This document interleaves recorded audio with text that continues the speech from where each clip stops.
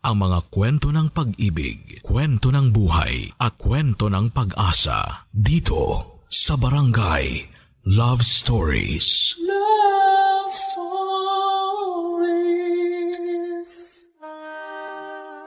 Mahirap turuan ng puso na tanggapin ng isang tao sa buhay natin ng ganon kabilis.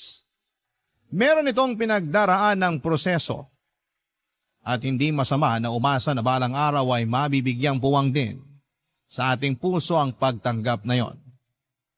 Ikaw kabarangay, meron ka bang tao na tinanggap sa buhay mo?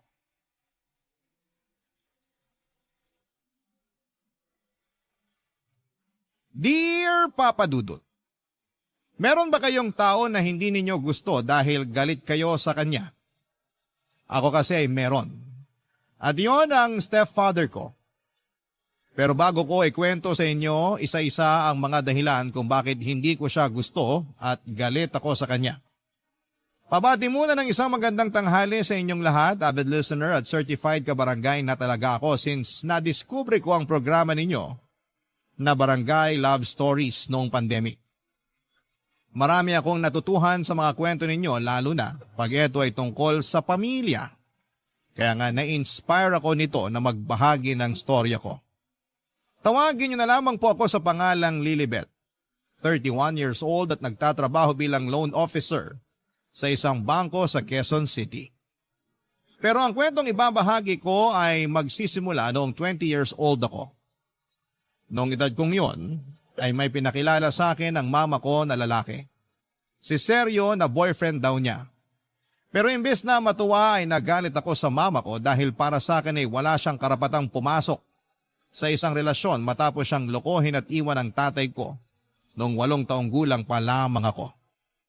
Hindi sila kasal at matagal na silang hiwalay. Papa's girl ako pero lumaki ako sa poder ng mama ko. At sa paglipas nga ng panahon ay napatawad na ng mama ko ang papa ko at piniling maging civil ang relasyon nila sa isa't isa. Kahit na may sarili ng pamilya, ang tatay ko.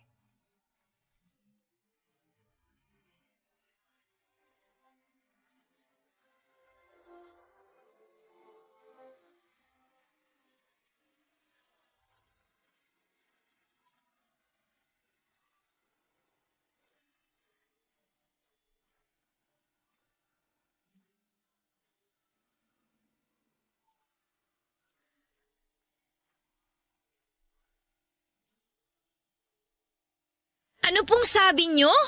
Nak, makinig ka muna kasi. Narinig ko naman, Ma. Hindi lang ako makapaniwala na naghanap pa kayo ng ibang lalaki. Ay, kinadismay ako pa. Kayo na nung seryo na yon. Paano na po si Papa niyan? Pamilyado na ang papa mo. May mga anak na nga sila ng kinakasama niya, hindi ba? Tsaka matagal na kaming hiwalay. Oo nga po, pero umaasa pa rin ako na baka magkabalikan pa rin kayo. Lalo ngayon na lagi sila nag-aaway ng kinakasama niya. Anong ibig mo sabihin? Kinuwento lang sa akin ng kapatid ko sa chat. Pero hindi pa rin yung garansya na magkakabalikan kami. Wala na nga kaming nararamdaman sa isa't isa eh. Wala kasi pinagpalit nyo na siya sa seryo na yon. Aminin nyo na kasi yung totoo. Hindi ko pinagpalit ang papa mo. Siya nga yung unang nagloko sa amin eh. Siya yung unang nang iwan at ng babae. Pero wala na rin kayo pinagkaiba sa kanya. Anong walang pinagkaiba sa kanya? Dahil lang ba nagka-boyfriend ako? Ganun na nga po. Ano ba kasing hindi mo maintindihan sa sitwasyon? Si Sergio ngayon ko lang nakilala. Kami ng papa mo matagal nang hiwalay. Kahit na. Para sa akin ganun na din po yun. Galit ka lang sa nangyari kaya ganyan ka magsalita. Hindi lang po ako galit. Sobrang sama din po ng loob ko sa inyo. Gusto nyo kasing palitan sa buhay ko si Papa. Papa mo pa rin siya. Hindi ko siya tinatanggalan ng karapatan sa'yo. Mabait naman si Sergio. Siguradong magugustuhan mo siya pag nakilala mo siya ng gusto. Basta, bigyan mo muna siya ng pagkakataon. At bakit ko naman gagawin yun? Para makuha niya yung loob ko at lalo ako mapalayo sa papa ko? Lilibet naman, bakit ba ganyan ka? Kung makapagsalita ka sa akin, parang ang laki-laki ng kasalanan ko sa'yo ah. Malaki talaga! Wala akong ginagawang masama. Hindi ako katulad ng papa mo na naglukot ng iwan dahil pinagpalit niya tayo sa iba. Bakit nung siya? Mabilis mo lang napatawad. Pero ako na nanay mo na sinaktan niya, pinaiyak, ininsulto nung mga panahong yon. Ako na nanay mo na mag-isang nagpalaki sa'yo at nag-aruga. Ganyan mo tratuhin lang ako? Nangako kayo sa akin na hindi kayo magbo-boyfriend. Pero hindi niyo yun tinupad. Tapos magtataka kayo kung bakit ako ganito sa inyo ngayon? Pero hindi pa rin sapat na dahilan yon. Sapat na dahilan yun, Ma. Alam ko na hindi na mabubuo ulit yung pamilya natin. Buo naman ang pamilya natin kahit nung dalawa lang tayo, di ba?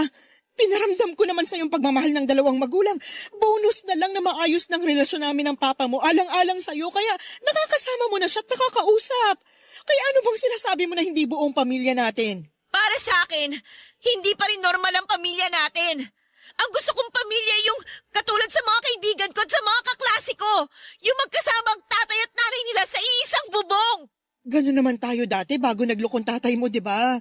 Mas pinili niya yung babae niya kaysa sa atin kaya hinayaan ko na lang siya. Eh di umamin din kayo. Anong inamin ko? Na hinayaan nyo na lang na lumayo sa atin si Papa. Ano bang pinagsasasabi mong bata ka? Siguro nga kayo talaga yung may kasalanan kung bakit siya ng babae. Ano? Hindi totoo yan! Talaga lang ha? Di ba? Kulang na lang ipagpalit nyo noon yung pamilya natin sa trabaho nyo. Kaya nga kayo lagi nag-aaway ni Papa eh. Kasi nagkukulang na kayo sa kanya. Hindi totoo yan! Kung may naging pagkukulang man ako sa kanya, hindi pa rin yun sapat na dahilan para maglukos siya. Tsaka, wala kang karapatan na pagsalitaan ako ng ganyan dahil hindi mo alam yung sakit na pinagdaanan ko ng mga panahong yon. Kung may alam ka lang, kakarampot. Kaya ayusin mo yung pananalita mo sa akin, Lilibet. Papa Dudut, matagal-tagal din naman na naging single mother ang nanay ko bago niya nakilala si Sergio. Super close kami as in. Hindi lang kami magnanay, mag-best friend din ang turingan namin sa isa't isa. Kaya nagalit ako ng gusto sa kanya nung naging sila ni Sergio kasi nangako siya sa akin noon na hindi na siya magkakaroon ng karelasyon. Tapos mamukat-mukat ay meron siyang pinakilala. Kaya nga kahit anong paliwanag niya ay hindi ko siya pinakinggan. Nagalit ako sa kanya kasi sinira niya ang pangako niya sa akin. Nagtampo ako at nagrebelde pero patuloy pa rin nakiusap sa akin ang mama ko na huwag ko siyang tratuhin ng ganon dahil nasasaktan siya. Kaya lang mas nasasaktan ako ng mga panahong yon at para sa akin yung nararamdaman ko lang ang mahalaga. Simula noon ay lumayo ang loob ko sa kanya at hindi na ako nagkukwento sa kanya ng araw ko katulad dati. Madalas na rin akong naiinis sa kanya kahit na wala naman siyang ginagawa sa akin. Hindi na rin ako nakakatagal nakasama siya sa isang lugar. Kaya lagi akong nagkukulong sa kwarto ko pag nandun siya sa sala o sa kusina. Nagmamadali rin akong tapusin ng pagkain ko para makaiwas sa kanya. Hindi kaya ay nagdadahilan na lamang ako para hindi siya makasabay sa pagkain. Ewan ko ba pero pakiramdam ko ay nasasakal ako sa presensya niya, Papa Dudut. At mas lalo lang nadagdagan ang galit ko sa mama ko nung dumanas ang pagpunta ni Sergio sa bahay namin, Papa Dudut.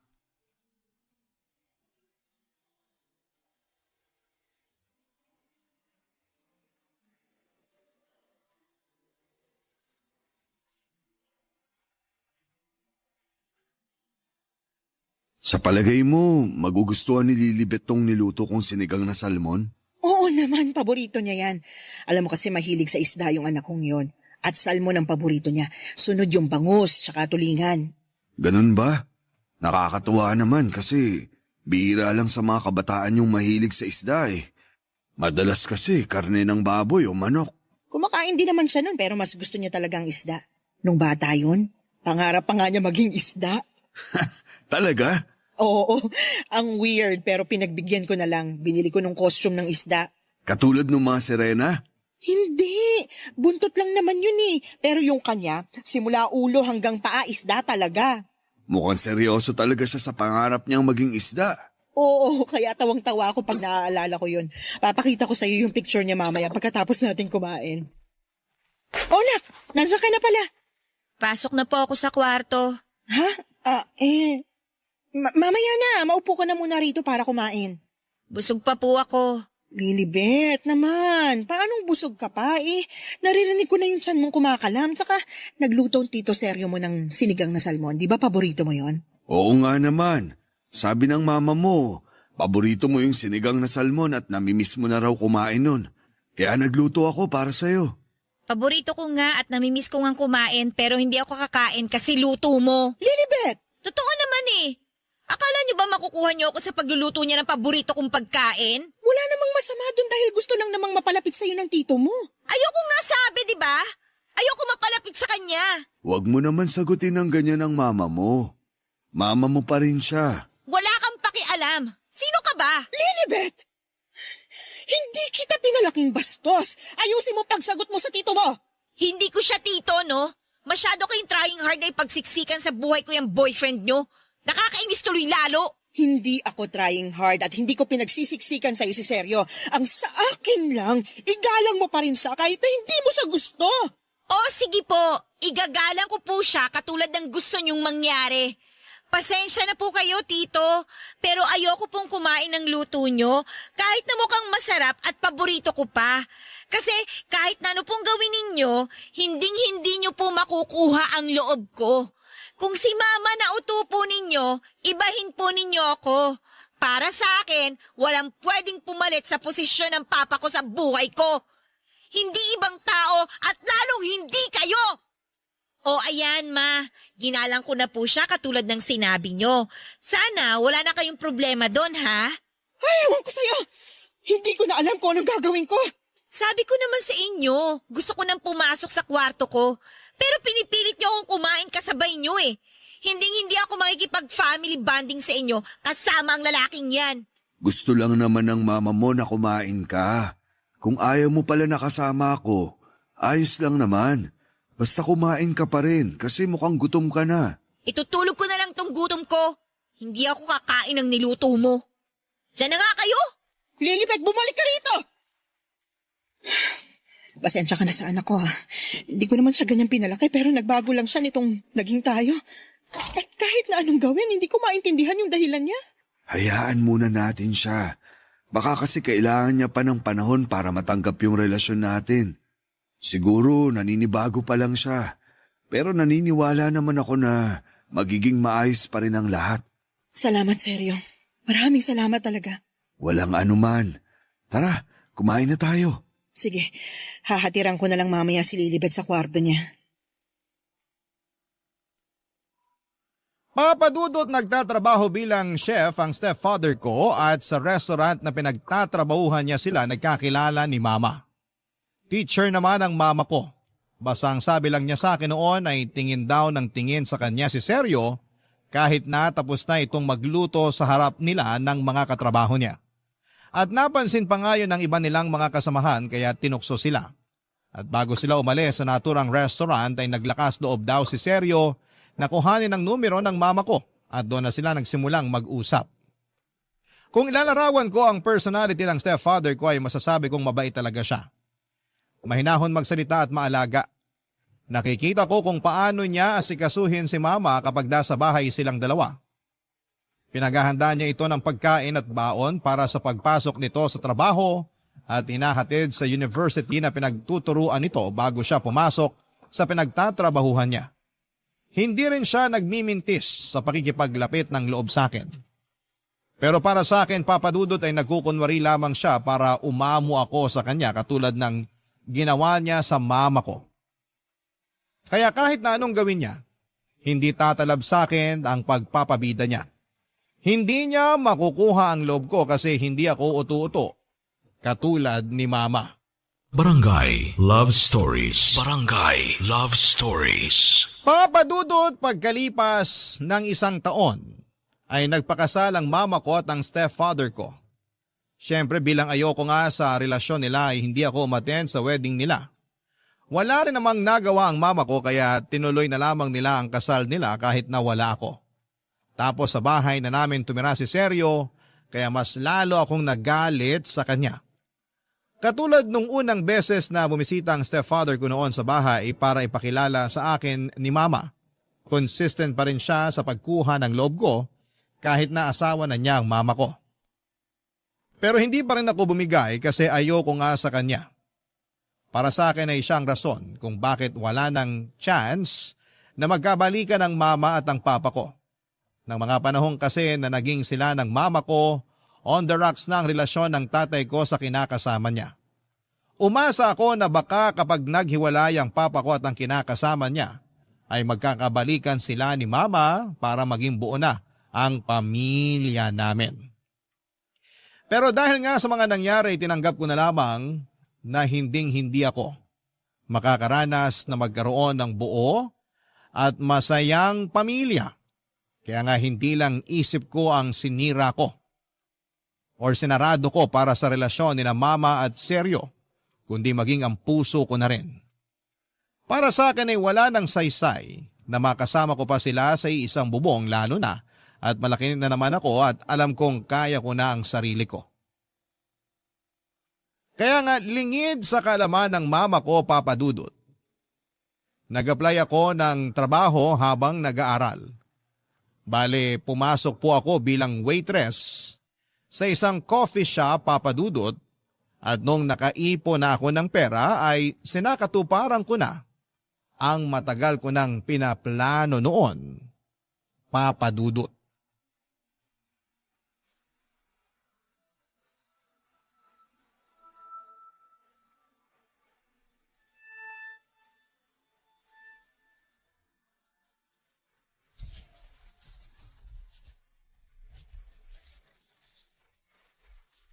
Nak, saan ka pupunta?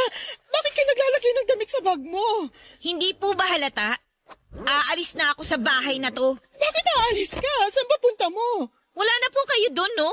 Tsaka, ang lakas naman ng loob yung tanungin ako kung bakit ako aalis. Hindi man lang kayo marunong makaramdam dyan. Naturingan pa namang nanay ko kayo pero wala rin. Dahil ba to sa pagpapakasal namin ni Seryo? Ano pa nga ba?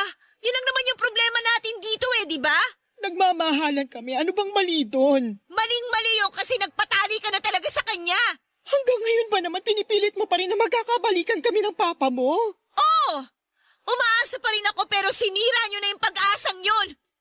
Kaya ngayon nakasal na naman kayo, mas maganda siguro kung bumukod na ako. Hindi mo naman kailangan bumukod Pwede tayong magsama-sama rito. Ayoko nga kayo makasama, di ba? Hindi ko nga matagalan ang presensya ng Seryo na yung pag nandito sa bahay nung hindi pa kayo kasal Tapos ngayon na mag-asawa na kayo, mas lalong ayoko na tumira dito kasama kayo. Ilang beses ko bang dapat sabihin na mabait si Seryo? Kahit ilang beses mo siyang binastos, ni minsan hindi siya nagalit sa'yo. Pinagpapasensyahan ka niya dahil desidido siyang makuha ang loob mo. O anong gusto niyong gawin ko?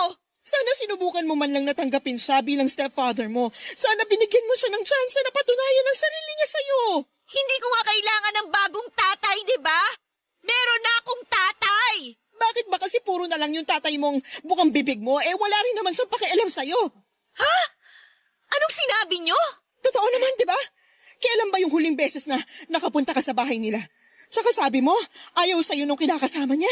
Madalas ka pang paalisin kaya sabi ko pag inulit niya pa yon, ako nang makakalaban niya. Kahit na mukhang wala nang pakialam sa akin ng papa ko, hindi pa rin dahilan yung para pilitin niyo ako mapalapit sa asawa ninyo.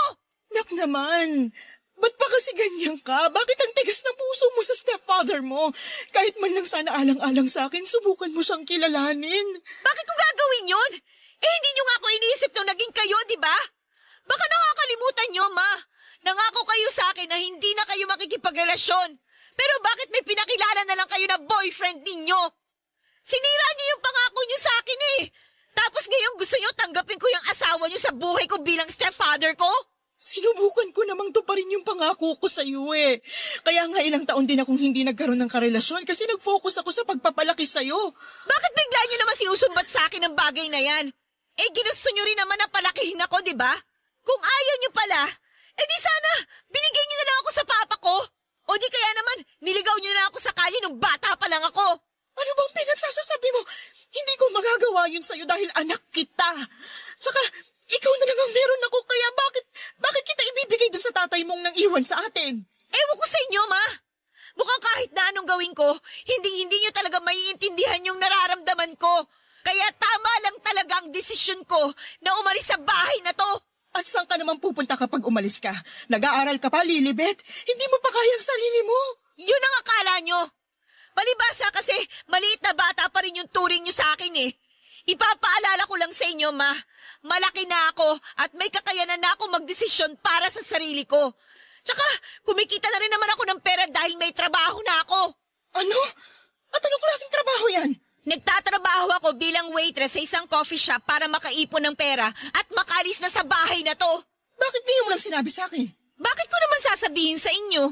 Kasi mama mo pa rin ako. Kahit nagalit ka sa akin, dapat sinasabi mo pa rin sa akin yung mga ginagawa mo. Di ba, ganun ka naman sa akin noon? Noon yun, Ma. Pero hindi na ngayon. Malaki na ang pinagbago ko kasi kayong nagtulak sa akin na lumayo ang loob sa inyo. Kaya hindi niyo ako mapipigilan ng umalis sa bahay na to kasi ayaw ko na nga kayong kasama. Lalo na yung asawa nyo. Papa Dudut, hindi ko pinakinggan ang iyak at pakiusap ni Mama ng mga panahong yon. Naging matigas ang puso ko para sa kanya nang ituloy ko ang pag-alis ko sa bahay namin. Para po sa akin, yun ang unang hakbang ko para maging malaya sa pamilya naming matagal na rin namang wasak. Tumuloy ako sa isang maliit na apartment kung saan ay naging roommate ko doon ang kaklase ko. Nag-working student ako at kahit na mahirap sa akin na walang nanay na nag-aasikaso ay tinis ko pa rin para lamang mapangatawanan ang pag-alis ko sa amin. Laging tumatawag o nagchat-chat sa akin ang mama ko pero hindi ko siya sinasagot o sinisin man lang. Nami-miss na raw niya ako at gusto niya akong makita. Pero ayoko siyang makita kahit na miss ko na rin siya ng mga panahong yon. Mas nananaig kasi ang galit ko sa kanya at sa desisyon niyang pakasalan ang stepfather ko. Para sa akin ay mas binili niya ito kaysa sa sarili niyang anak kaya dapat pagdusahan niya ang kapalit ng desisyon na yon. Inabala ko na lamang ang sarili ko sa pag-aaral at pagtatrabaho para makalimutan ko ang pinagdadaanan ko. Hindi ko na malaya na mabilis palang lumipas ang isang buwan, Papa Dudut.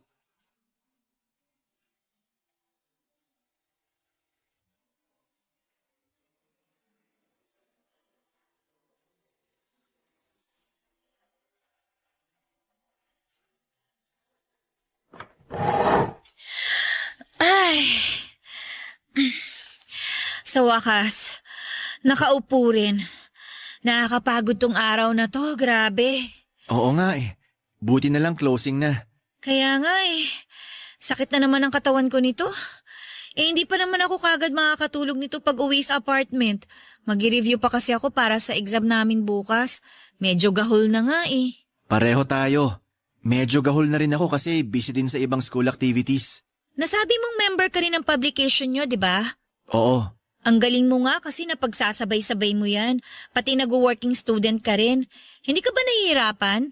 Kasi ako talagang hirap na hirap Nahihirapan ako pero masaya naman ako sa ginagawa ko Masaya rin naman ako sa ginagawa ko. Kasi kumikita na ako ng pera. Nabibili ko na yung mga gusto ko. Pero nakakapagod pa rin talaga. Pagod ka na physically, pagod ka na rin mentally. May choice ka naman kung gusto mo nang tumigil sa pagtatrabaho para makapag-focus ka sa pag-aaral mo. Di ba nabanggit mo na kaya ka pa rin naman pag-aralin ng mama mo kasi may trabaho naman siya? Oo, pero ayokong umasa sa kanya Tsaka, kaya nga hindi na ako nakatira sa amin ngayon dahil galit ako sa kanya. Ah, okay. May conflict pala kayo. Oo, at galit ako sa kanya. Gusto mo bang malaman kung bakit? Sige, kung sasabihin mo. Galit ako sa kanya kasi nagpakasal siya dun sa boyfriend niya. Noon pa man, hindi ko natanggap yung relasyon nila. Bakit? Kasi umaasa pa rin ako nun na magkakabalikan sila ng papa ko. Kaya nga nagulat ako tsaka naggalit nung malaman kong may iba na siya. Tapos napuno talaga ako nung nagpakasal sila. Para kasi sa akin, sinira niya yung pangako niya na hindi makikipagrelasyon sa iba Sandali. Ibig mo bang sabihin hiwalay na sila ng papa mo bago siya nagpakasal dito sa boyfriend niya? Oo, matagal na. 8 years old pa lang ako. Hindi naman sila kasal. Pero nagsama sila sa iisang bubong. Kaso, nagloko si Papa Naghanap ng ibang babae dahil masyadong busy si Mama sa trabaho. Kaya para sa akin, kasalanan niya kung bakit nasira ang pamilya namin. Para sa akin, kung may pagkukulang man ng mama mo, hindi sapat na rason na humanap ng iba ang papa mo. Ano bang dapat ang ginawa ni Papa? Inayos yung pamilya nyo. Dapat mas inunawa niyang sitwasyon. Mas naging pasensyoso. Ewan ko.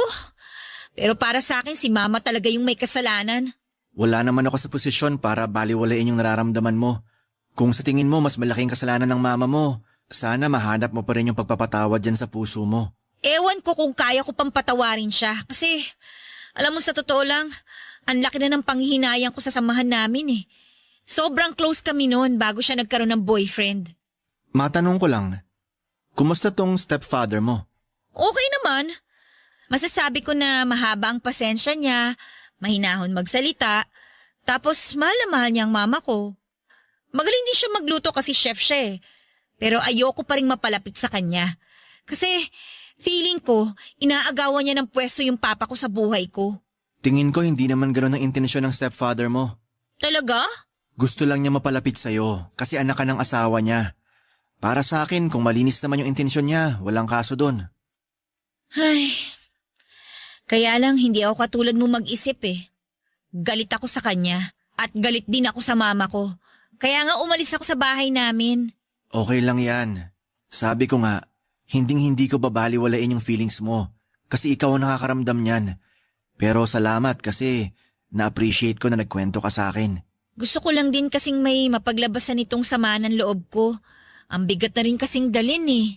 Basta nandito lang ako kung gusto mo na makakausap.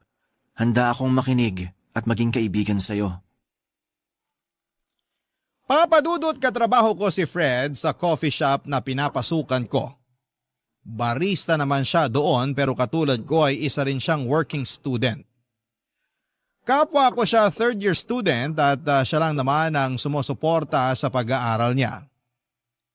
Laki po sa hirap si Fred at wala na siyang tatay matapos nitong mamatay sa sakit noong 16 anyos pa lamang siya. Tapos ay may 3 pa siyang nakababatang kapatid na pare-pareho ring nag-aaral. Ang mama lang din nila ang nagtaguyod sa kanilang magkakapatid kaya nga porsigido siyang tulungan ito. Doon na siya nag-working student para kahit paano ay hindi na niya iasa sa mama niya ang pambaon niya at panggasto sa eskwelahan. Mabait si Fred, gentleman at gwapo. In fact, maraming nagkakagusto sa kanya lalo na ang mga kapwa namin estudyante noon. May mga pagkakataon na siya lang talaga ang pinupuntahan ng mga ito sa shop namin para makasilay sa kanya. Noong unay wala naman akong pakialam sa bagay na yon hanggang sa maging ako ay nagkagusto na rin kay Fred. Kaya lang ay hindi ako yung klase ng babae na umaamin sa mga crush nila, magkamatayan man. Nagpatuloy ang pagiging close namin ni Fred hanggang sa siyang nag-confess na matagal na niya pala akong nagugustuhan. Doon na nga nagsimula ang espesyal naming pagkakaibigan lalo nang ligawan niya ako. Hindi nagtagal ay sinagot ko rin siya at naging kami at masayang masaya ako. Si Fred ang naging pahinga ko sa mga nakakapagod na sitwasyon at pagkakataon. At aaminin ko na doon ko mas naunawaan ng mama ko nang maging sila ng stepfather ko. Kaya nga hindi ko na lang namamalaya na unti-unti palang lumalambot ang puso ko sa mama ko. Sinisin ko na mga chat niya sa akin at nakikipag-usap na rin sa kanya sa call. Pero sandali lang naman yon. At kung may free time lang ako, madalas kasi busy ako sa trabaho at sa pag-aaral. Pero hindi ko pa rin sinasabi sa mama ko papadudot ang kinakaroonan ko. Hanggang isang araw ay nakatanggap ako ng chat mula sa stepfather ko na nagsasabi sa akin papadudot na nasa ospital daw ang mama ko ng panahong yon. Barangay Love Stories. Barangay Love Stories. Papadudot kahit na nagsimula na kaming mag-usap ulit ni mama, ay hindi pa rin ako masyadong nagsasabi sa kanya. Siguro kasi ayoko lang na ibaba ang pride ko kaya nagmamatigas pa rin ako na tuluyan nang makipagbati na sa kanya. Lahat ng yon ay nakwento ko sa boyfriend kong si Fred at pinakinggan lamang niya ako hanggang sa gumaan ang nararamdaman ko. At kapag kailangan ko ng payo ay saka lang siya nagsasabi. Malaking bagay sa akin na nandyan si Fred para makinig sa mga hinaing ko sa buhay ko. Noong nalaman ko na nasa ospital si mama ay nagdalawang isip pa akong puntahan siya kahit na alalang-alala na ako. Nahihiya kasi ako sa nanay ko at baka kung ano ang sabihin niya sa akin pero kinumbinsi ako ni Fred na puntahan daw namin si mama Bale, sinamahan niya ako. Okay naman na ang mama, over-fatigue lang daw. Ayos na ang pakiramdam niya pero pinayuhan pa rin siya ng doktor niya na manatili sa ospital ng ilang araw. Ang stepfather ko ang palagi nagbabalita sa akin ng kalagayan ng mama ko. Kaya naman nabawas-bawasan na ang pag-worry ko at nang pumunta nga kami sa ospital para bisitahin siya ay laking tuwa ni mama pagkakita sa akin. Sabi ng stepfather ko ay bigla raw sumigla ang mama kasi nakayakap na niya akong muli at nahalikan.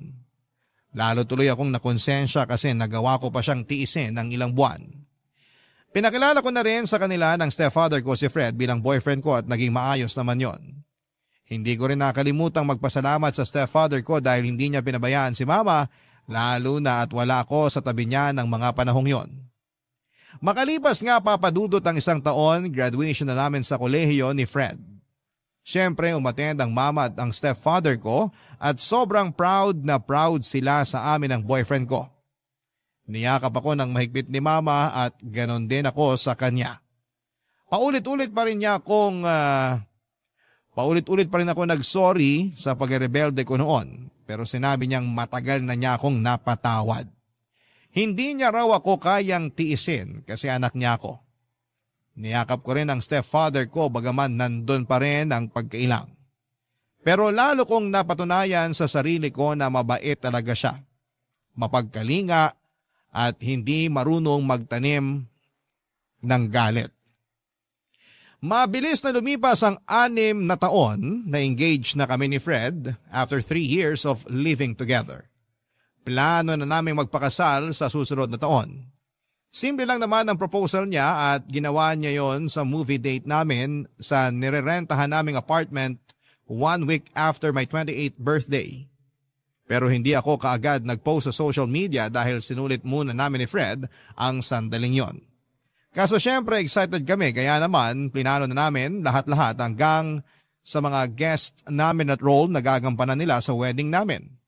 Church wedding ang gusto namin at alam ni Fred na pangarap ko ang ganong klase ng kasal.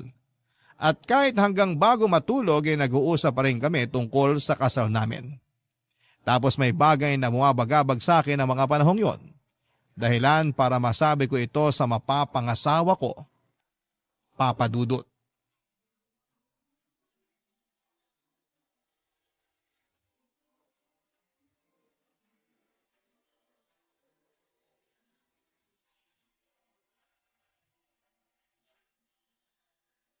May naisip ka na kung sinong best man mo, Han? Oo, yung best friend ko si Luis. Naku, siguradong matutuwa yun. Sigurado yan. Tagal na nun hinihintay na ikasal tayo. Tapos inunahan na ako na siya raw dapat ang best man ko. Ikaw, may mga listahan ka na ba ng mga bridesmaid mo? May naiisip na ako pero tingnan ko pa rin kung sino yung makakapunta. Yung iba kasi nasa malayong lugar na nakatira tsaka nagtatrabaho. Karamihan sa kanila mga classmate ko nung college na naging kaibigan at parang kapatid ko na rin. Oo, tama rin naman. Pero bukas ko na iisipin kung sino-sino ang gusto kong maging groomsmen. Kaya nga, masyado tayong excited. Siyempre, sa wakas, mapapakasalan ko na yung babaeng mahal ko. Nako, kahit kailan, napaka-bolero mo talaga. Hindi kaya yun bola. Pagsasabi lang yun ng totoo. Oo na. Kahit kailan, napaka-sweet talaga ng boyfriend ko. Correction! Fiancé mo na ako and soon to be your husband. Hindi na ako makapaghintay na matawag kang my husband. Ako rin. Tapos ikaw naman tawag ko sa'yo, my wifey. Parang habang tumatagal, lalo tayo nagiging corny, no? Ganon naman talaga pag in love. Oo na. Pero, kailan mo pala planong sabihin sa mama at stepfather mo yung tungkol sa engagement natin? Kailangan ba talaga? Hindi ko pa alam eh. Gusto ko sana silang sorpresahin at gawing extra special yung pagpapaalam ko sa engagement natin. Magandang idea yan. Basta sabihan mo lang ako ng pwede kong maitulong. Okay. Ay. Lalim nun ah. May problema ka ba, Han? Wala naman. May iniisip lang. Pwede mong sabihin sa akin? Tungkol sa stepfather ko. Kung ano man yon, handa akong makinig. Hanggang ngayon kasi, hindi pa rin ako makapaniwala na magiging okay kami. 'Di ba? Natatandaan mo noon kung gaano ako kagalit sa kanya? Oo, natatandaan ko nga yun. Sinabi ko pa nga sa sarili ko na hinding-hindi niya makukuha yung loob ko. Na kahit na ano pang gawin niya, hindi niya mapapalitan sa buhay ko ang papa ko. Pero mali pala ako. Kasi sa paglipas ng mga taon, napalapit na lang yung loob ko sa kanya. Hindi ko na malayan. Nung unang beses ko palang nakita yung stepfather mo dun sa ospital, ramdam ko na mabait siyang tao. Nakita ko yung pagmamahal at pag-aalala niya sa mama mo. Kahit na mukhang puyat at pagod na rin siya sa pagbabantay. Tapos nung nagkakwentuhan kami, sinabi niya na takot siya nung sinugod niya sa ospital ang mama mo matapos mawala ng malay sa bahay niyo. Talaga? Oo. Sinabi niya na hindi niya kakayanin sakaling mawala sa kanya yung babaeng pinakamamahal niya. Ramdam na ramdam ko yung takot at sensiridad niya. Kaya alam ko na nasa tamang tao ang mama mo. Tapos ako naman nagtanim ng galit sa kanya. Kasi akala ko sinira niya yung tsansa na magkakabalikan sina mama at papa. Kung tutuusin, wala naman talaga siyang sinira dahil matagal nang sira ang pamilya namin pagkatapos ngang magloko ni papa. Hindi ko lang talaga matanggap na ginawa yun ng papa ko sa mama ko. Lalo na't close kami. Papa's girl talaga kasi ako eh. Pakiramdam ko tuloy, sama-sama akong anak. Nakaraan na naman yun. Nakapag-sorry ka na rin sa kanilang dalawa. At maayos na rin ang relasyon niyo sa ngayon. Kaya nga masayang-masaya ako kasi nahanap mo dyan sa puso mo yung pagtanggap at paghingi ng tawad. Ewan ko ba? Minsan naisip ko, hindi ko deserve magkaroon ng stepfather na kasing bait ni Seryo. Deserve mo. Kaya nga nagkakilala sila ng mama mo at naging mag-asawa. Salamat, Hana, sa pagpapagaan mo ng loob ko. Walang anuman. Basta isipin mo lang na pwede ka pang bumawi sa kanila ng mama mo. Kasi kahit na mag-asawa na tayo, sila pa rin naman ang magulang mo. Oo, babawi talaga ako sa kanila, lalong-lalo na sa stepfather ko.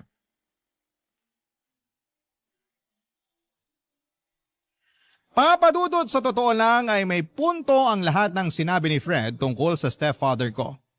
Sa loob kasi ng ilang taon na naging bukas ako sa relasyon nila ni Mama, ay lalo kong napatunayan kung gaano siya kabuting tao.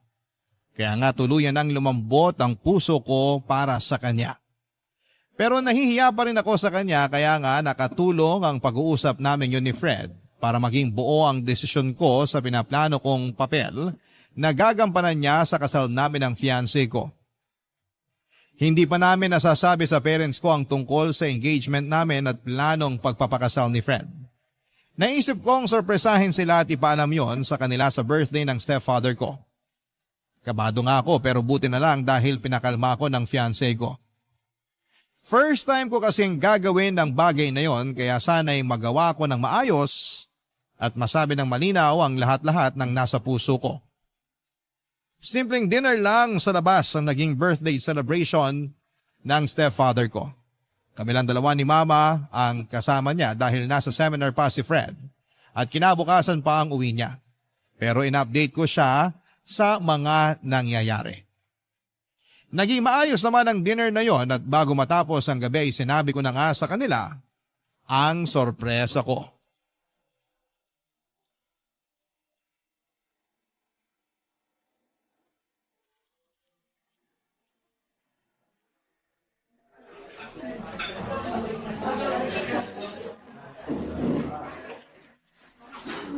Ma, may sasabihin po pala ako sa inyo ni Tito Seryo. Ano yun, anak? Ikakasal na po kami ni Fred. Nag-propose na po siya sa akin. Talaga? Kung ganun, masaya ako para sa inyo. Tingnan niyo po yung singsing na binigay niya, oh. Ang ganda po, di ba? Oo nga, ang ganda nga. Congratulations sa inyo ni Fred. Sa wakas, magkakaroon na kami ng apo ng mama mo. Ano ka ba naman? Hindi pa buntis si Lilibet ko, ikakasal pa lang sila. Papunta na rin yun doon. Oo na. Alam mo ba, tong stepfather mo, excited na talaga maikasal kayo ni Fred eh. Ang tagal nyo na rin kasing magkarelasyon at tingin talaga namin, kasal na lang ang kulang sa inyo.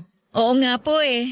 Pero syempre, nag-ipon muna kami para naman handa kami kung sakaling pasukin na namin ang pagpapamilya. Sa ekonomiya kasi natin, parang ang hirap ng bumuhay ng isang bata. Pero masarap pa rin ang magkaroon ng anak. Kayang-kaya niyo yan ni Fred. Naniniwala ako sa batang yun pagdating sa pag-handle ng pamilya. Basta, tandaan niyo palagi na higit kanino man, magkakampi kayo. Lagi niyo yun isipin. Sakaling dumaan kayo sa mga problema bilang mag-asawa. Kayo laban sa problema, hindi kayo laban sa isa't isa. Tatandaan ko po yung mga payo nyo, Papa. Anong sabi mo? Tama ba yung narinig namin, Nak? Tinawag mong Papa ang tito seryo mo? Opo, Ma. Simula ngayon, Papa na po yung itatawag ko kay Tito Seryo. Salamat, Nak. Pakiramdam ko, yan na yung pinakamagandang regalo na natanggap ko ngayong birthday ko. Pasensya na kayo kung natagalan bago ko natanggap sa sarili ko na hindi ang tatay ko ang nagmahal sa amin ng mama ko, kundi kayo. Hindi ang tatay ko ang kasama ko sa graduation ko noon para mag-cheer at maging proud sa akin, kundi kayo po ni Mama. Hindi ang tatay ko ang nagturo sa akin magluto ng masarap na recipe, kundi kayo po. At kahit na hindi ko kayo totoong tatay, tinuring niyo ako na parang tunay ninyong anak.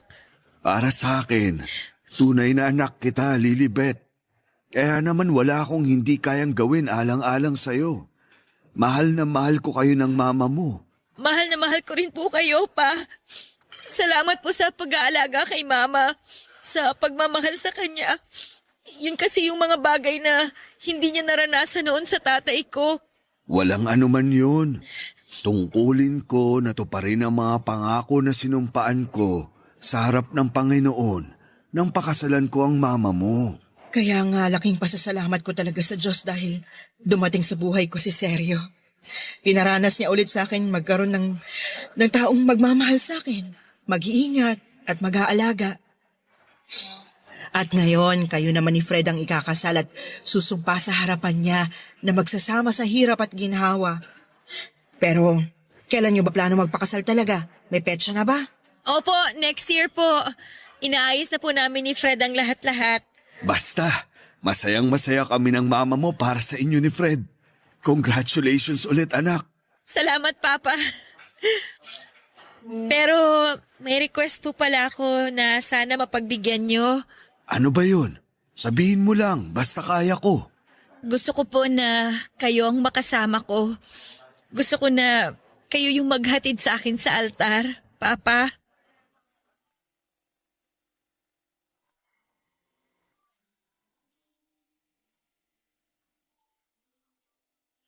Papa Dudut, nakita kong nangilid ang luha sa mga mata ng stepfather ko nang sabihin kong gusto ko na siyang maghahatid sa akin sa altar.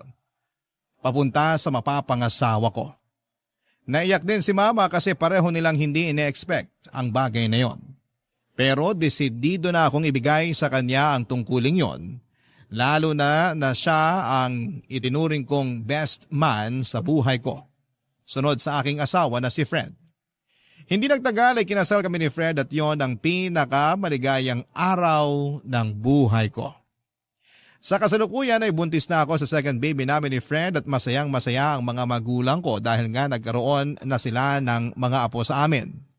Kitang-kita ko kung gaano sila ka-close sa mga anak namin, lalo na ang papa ko.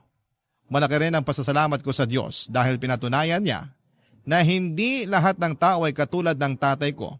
Dahil merong mga tao na katulad ni Papa Seryo, yung bang bukal sa puso kong magmahal at kumalinga. Hanggang dito na lamang po ang sulat ko, Papa Dudut, at maraming salamat po sakaling mapili po ninyong i-ere ang kwento ng buhay ko sa Barangay Love Stories. Ang inyong kapuso at kabarangay forever, Lilibet. Barangay Love Stories. Barangay Love Stories. Nakakaantig naman talaga ang ating kwento. Ikaw ba, kabarangay? Nakarelate ka ba sa story natin ngayon? Kwentuhan naman tayo dito sa comment section. Nagustuhan ng iyong napakinggan? Ituloy yan via live stream sa www.gmanetwork.com/radio. Barangay LS. In Mega Manila, 97.1. Forever.